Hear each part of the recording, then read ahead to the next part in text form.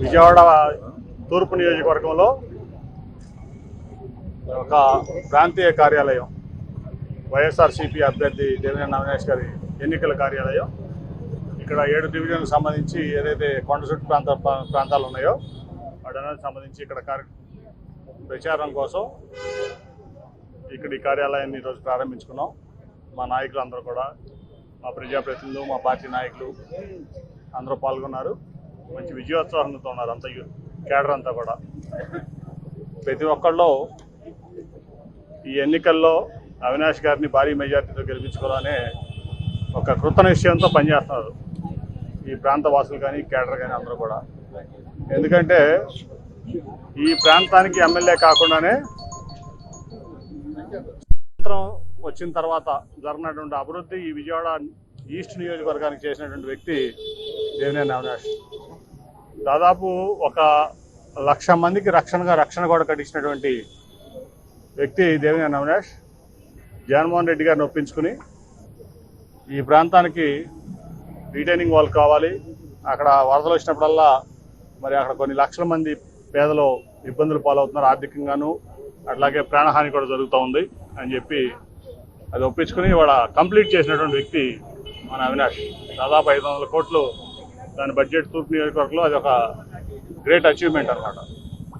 అట్లాగే ప్రతి ఒక్క రోడ్డు కానీ డ్రైనేజ్ కానీ అంత మౌలిక సదుపాయాలన్నింటినీ సమకూర్చడం కోసం దాదాపు మళ్ళీ 400-500 కోట్ల రూపాయలు మన ముఖ్యమంత్రి గారి యొక్క అభిమానాన్ని చూరుకొని ఆ అభిమానాన్ని ఈ ప్రాంత అభివృద్ధి కోసం ఉపయోగించినటువంటి వ్యక్తి మన అవినాష్.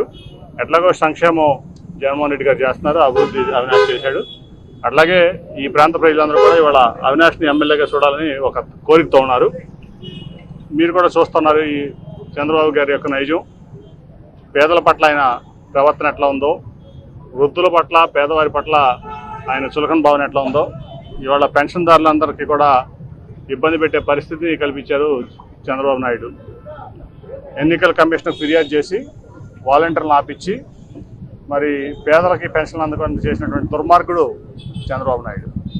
అట్లాగే ఈ మధ్యకాలంలో మీరు చూశారు, పేదలకి సామాన్యులకి జగన్మోహన్ రెడ్డి గారు ఎమ్మెల్యేలని ఎంపీలని చేస్తారంటే ఆయనకి ఎగతాళిగా ఉంది. టిప్పర్ డ్రైవర్ ఎమ్మెల్యే ఎట్లా అవుతాడు, సామాన్యుడు ఎంపీ ఎట్లా అవుతాడు అని ఎగతాళి చేస్తుంది కూడా మీరు చూశారు సింగనమల నియోజకవర్గంలో.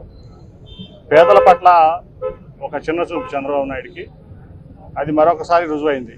అట్లాగే వృద్ధుల పట్ల, పెన్షన్దారుల పట్ల, ముఖ్యంగా వాలంటీర్ల పట్ల ఆయన చేస్తున్నటువంటి కార్యక్రమాలు కూడా ఈ ప్రజా వ్యతిరేక కార్యక్రమాలన్నీ మనం చూస్తున్నాం. కాబట్టి ప్రజలు చంద్రబాబు నాయుడు గారికి ఈ ఎన్నికల్లో ఇంటికి పంపించేటువంటి కార్యక్రమం చేస్తారు. ఎందుకంటే ఆయన ఇల్లు కూడా తెలంగాణలో ఉంది, అక్కడెక్కడా లేదు. కాబట్టి ఆయన ఖచ్చితంగా 24 ఈ ఎలక్షన్ అయిపోయిన తర్వాత రిజల్ట్ రాగానే తెలుగుదేశం పార్టీ ఆఫీస్ తాళాలు వేసుకుని ఆయన సొంత రాష్ట్రం తెలంగాణ హైదరాబాద్ వెళ్ళిపోవడం ఖాయమని చెప్పి వివరంగా తెలియజేస్తాం. సార్, నిన్న పెన్షన్ కోసం వెళ్ళిన వృద్ధులు 10 మంది పైగా మన జిల్లాలోనే మృతి చెందిన ఘటన చోటు చేసుకుంది. అయితే దీన్ని తెలుగుదేశం పార్టీ ఏమంటుందంటే శవరాజకీయాలు చేస్తుందండి వైసీపీ, ఎన్నికల వేళ వీళ్ళకి అన్ని కామన్గానే ఉంటుంది. శవరాజకీయాలు చేసేదే చంద్రబాబు నాయుడు, తెలుగుదేశం పార్టీ. శవరాజకీయాలకు పెట్టింది పేరు చంద్రబాబు నాయుడు, తెలుగుదేశం పార్టీ. అన్నగారు పెట్టినప్పుడు ఈ పార్టీ చాలా ఉన్నతంగా ఉండేది తెలుగుదేశం పార్టీ. అప్పుడు దేవినేని నెహ్రూ గారు కూడా అన్నగారితో పాటే పనిచేశారు. ఆ రోజు నుంచి వాళ్ళు చంద్రబాబు నాయుడు ఎప్పుడైతే ఈ పార్టీని తీసుకున్నాడో అప్పటి నుంచి శవ రాజకీయాలు ఏంటి, అన్ని రకాలైనటువంటి క్షుద్ర రాజకీయాలు, నీచ రాజకీయాలు చేసేది ఈ దేశంలోనే పెట్టింది పేరు చంద్రబాబు నాయుడు. కాబట్టి ఆయన గురించి మనం మాట్లాడుకోవడం కూడా టైం వేస్ట్. వెళ్ళి ఆయన గుర్తు చెప్పడం రెడీగా ఉన్నారు, అన్నీ అబ్జర్వ్ చేస్తారు. ఇంతకుముందు ఇంటికి తెల్లవారు 4ంటికో 5ంటికో పెన్షన్లు ఇంటికి వెళ్ళి వాలంటీర్లు ఇచ్చేవాడు.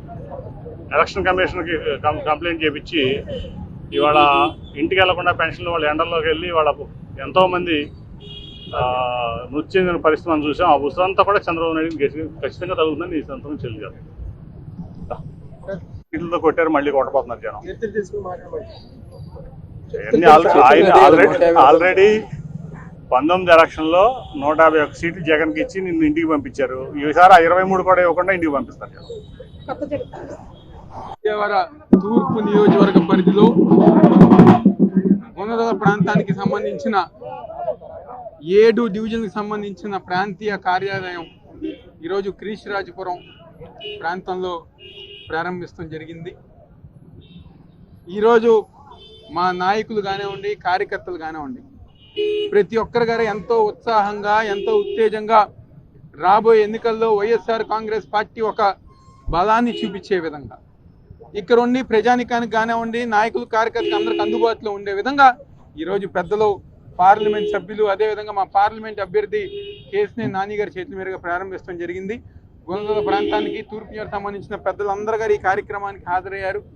ఏది ఏమైనా ఇందాక పెద్దలు చెప్పిన విధంగా రాబోయే రోజుల్లో తూర్పు నియోజకవర్గంలో, అదేవిధంగా ఈరోజు విజయవాడ జిల్లాలో, ఎన్టీఆర్ జిల్లాలో తప్పకుండా వైఎస్ఆర్ కాంగ్రెస్ పార్టీ జెండా ఎగరేస్తామని చెప్పని, మరీ ముఖ్యంగా తూర్పు నియోజకవర్గంలో మా నాయకులు కానివ్వండి, మా కార్యకర్తలు కానివ్వండి, ప్రతి ఒక్కరు గారు ఎంతో ఉత్సాహంగా ఈరోజు రేపు జరగబోయే ఎన్నికలకి ఎంతో సిద్ధంగా ఉన్నారని చెప్పని, తెలుగుదేశం పార్టీ గత 5 సంవత్సరాలు చేసిన మోసాలు, అన్యాయాలు అన్నీ కూడా ప్రజానికం ముందు పెట్టి రాబోయే రోజుల్లో ఈ నియోజకవర్గంలో వైఎస్ఆర్ కాంగ్రెస్ పార్టీ జెండా ఎగరేస్తామని చెప్తూ సెలవు తీసుకుంటాం.